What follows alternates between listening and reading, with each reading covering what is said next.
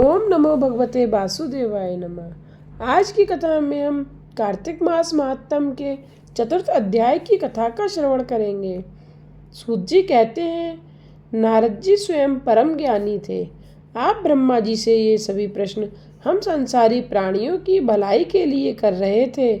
अतः अब उन्होंने ब्रह्मा जी से पूछा, हे पितामह, अब आप कार्तिक मास में जो दीपदान किया जाता है उसका महात्म्य सुनाने की कृपा कीजिए। नारद जी का यह प्रश्न सुनकर ब्रह्मा जी बोले, हे पुत्र, दीप चाहे स्वर्ण का हो या चांदी का, तांबे का हो अथवा मिट्टी का, अपनी सामर्थ्य और श्रद्धा के अनुसार कार्तिक मास में दान अवश्य करना चाहिए। कार्तिक में दीपदान करने से समस्त पापों का नाश हो जाता है।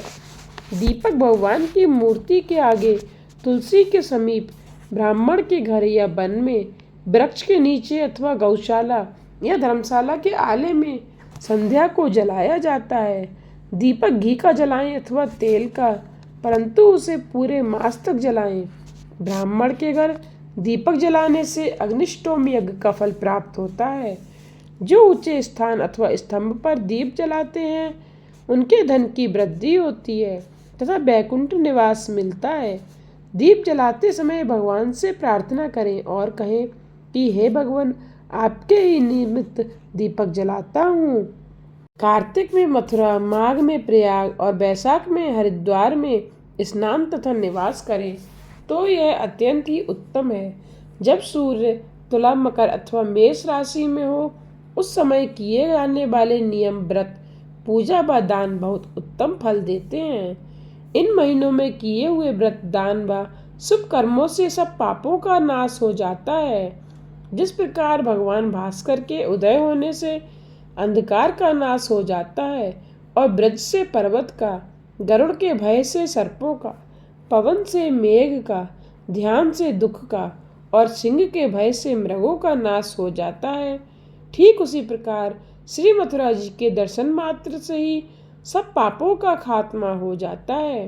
कार्तिक मास में स्नान व जागरण, दीपदान, तुलसी सेवन, भगवान के मंदिर में मार्जन, झाड़ू लगाना, गाना, भगवान की कथा सुनना सुनाना, कीर्तन करना कराना, ये सब शुभ कार्य है। इनके करने से श्रेष्ठ फलों की प्राप्ति होती है।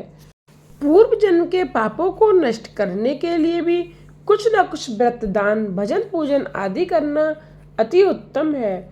ब्रह्मा जी के मुख से पूर्व जन्म के पाप शब्द सुनकर नारद जी ने पूछा, हे विधाता, पूर्व जन्म के पाप किस प्रकार जाने जा सकते हैं? यह सुनने की इच्छा है, सो आप कृपा करके सुना दीजिए। ब्रह्मा जी बोले, हे पुत्र, पूर्व जन्म का ब्रह्मत्यारा क्षय रोगी, पर स्त्री गमन करने वाला कोढ़ी बनता है। स्वर्ण चोर के नाखून खराब हो जाते हैं तथा मदिरा पीने वाले के दांत खराब हो जाते हैं। इस प्रकार मनुष्य के पूर्व जन्म के पापों को पहचाना जाता है। इस प्रकार के सभी पाप दान, तपस्या, कृच्छ, व्रत आदि से निवारण हो जाते हैं। ब्रह्मा जी ने आगे कहा, अब हम कुछ व्रत आदि बतलाते हैं। एक समय भोजन करने से तथा 3 दिन सायकाल और 3 दिन प्रातःकाल भोजन करने को अतिकृच्छ व्रत कहते हैं। सायकाल में 12 ग्रास और प्रातःकाल में 26 ग्रास अथवा 24 ग्रास खाने को भी अतिकृच्छ व्रत कहा गया है।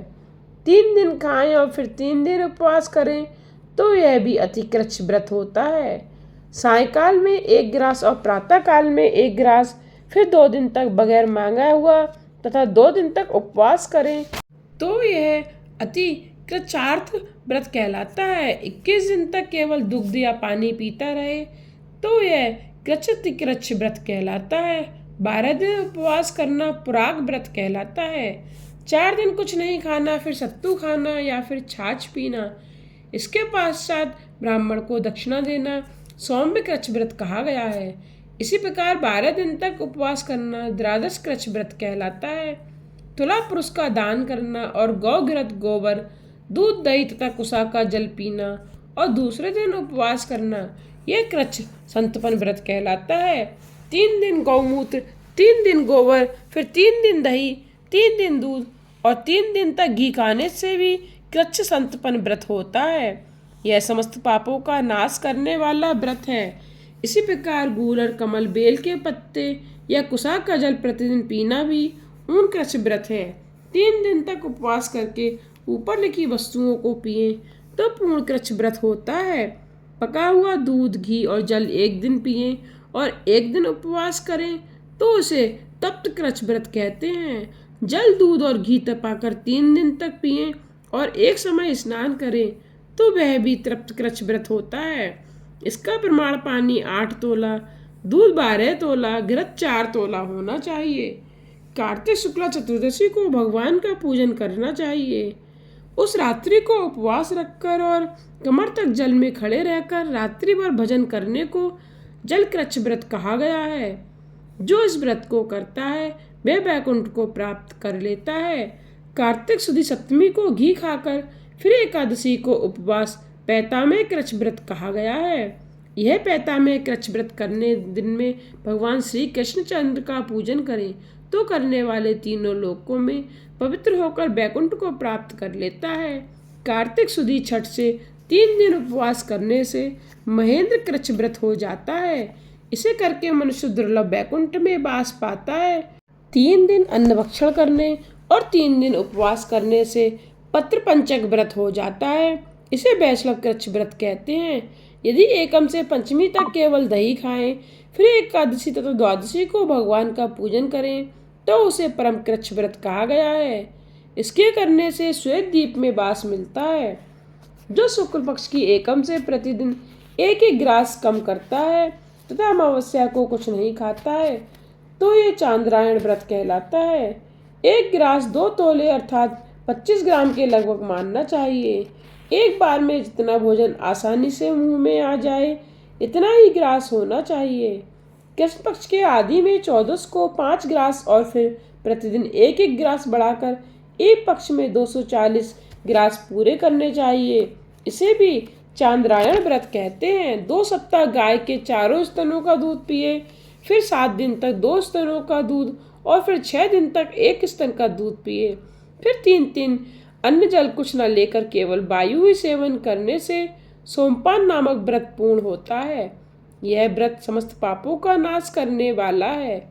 गेहूं तथा चावल की कांजी, दही, दूध, घी, जल और पंचगव्य तथा निम्नलिखित सभी चीजें नियम पूर्वक कार्तिक मास में खाने से भी साप्ताहिक कृच्छ व्रत हो जाता है। इस व्रत को करने वाले को भी विष्णु लोक की प्राप्ति हो जाती है। बेल, पलाश, गूलर का काढ़ा और गर्म दूध पीकर एकादशी व्रत करने वाला द्वादशी को पारण करे तो निश्चय ही वैकुंठ में स्थान प्राप्त करता है।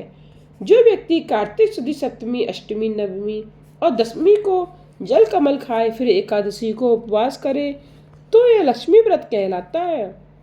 इस लक्ष्मी व्रत को करने वालों पर लक्ष्मी जी कृपालु बनी रहती हैं और अंत में उन्हें भगवान विष्णु के वैकुंठ लोक में वास मिलता है। प्रातः काल में 4 ग्रास और सायंकाल न खाने से शिशु चांद्रायण व्रत होता है। कार्तिक शुद्धि 14 के ब्रह्मकुच व्रत में गौरी का पूजन करना चाहिए। इसकी विधि इस प्रकार है। गौमूत्र, गोबर, दूध, दही, घृत और कुसा का जल लेकर इन सबको मिलाकर पंचगव्य बनावे। लाल रंग की गौ का मूत्र, श्वेत गौ का दूध, नीली गौ का दही, काली गौ का घी।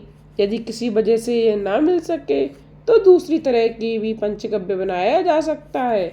मिलाए जाने वाली वस्तुओं की मात्रा इस प्रकार है। गौमूत्र 8 मासा, गोबर 19 मासा, दूध 12 मासा, दही 10 मासा, घी 8 मासा और कुसा का जल 4 मासा। गौमूत्र गायत्री मंत्र पढ़कर, गंधम द्वाराम से गोबर, पयम पृथ्वीभ्याम से दूध, दधिक्राव्रयो मंत्र से दही, तेजोमसी पढ़कर घी और दवस्येति मंत्र पढ़कर कुशा का जल मिलाना चाहिए। इसको कुशा के पत्तों में रखकर विधिवत हवन करें। वेद के इन मंत्रों से आहुति देनी चाहिए।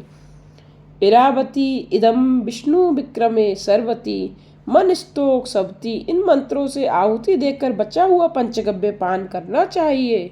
यह पलाश के पात्र में, स्वर्ण अथवा चांदी के पात्र में पान करना चाहिए। एक दिन तथा रात्रि उपवास करें, साथ ही भगवान का स्मरण करें।